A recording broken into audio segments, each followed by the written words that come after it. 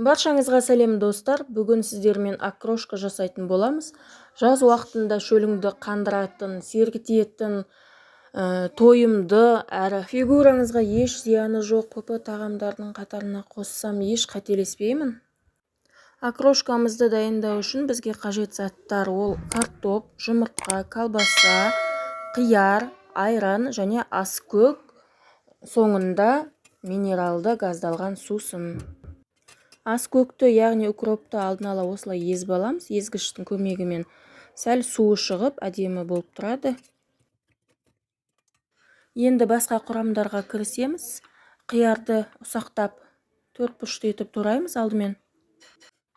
Мен қиярдың қабығын алдын ала ашып алдым. Сіздер ашмасаңыздар да бола береді.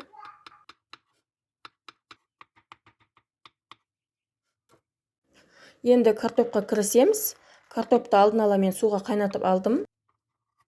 Картопты да қиярымыз секілді ұсақ 4 бұрышты бөліктерге тураймыз. Тоңазытқышқа сиятын ыдысымызға салатын боламыз барлығын.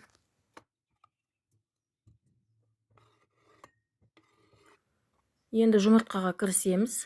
Оны да қияр мен картоп секілді 4 бұрышты майда етіп турайтын боламыз. Жұмыртқаны мен алдын ала суға қайнатып, қабығын ашып алдым.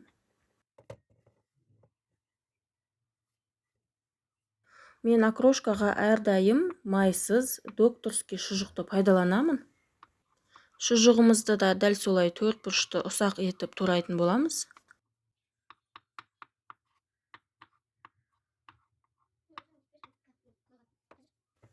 Барлық қоспамызды турап болдық. Барлығын қосып, араластырамыз қасықпен. Сосын біртіндеп айран мен газдалған сусынымызды құямыз. Айранымыз бен минералды суымыз салқын болған дұрыс. Қалауыңызша окрошкаға майонез, қаймақ, қыша, яғни горчица қоссаңыз да болады. Және редисканы да мен қосқан жоқпын. Бізге осылай ұнайды. Окрошкамыз дайын болды.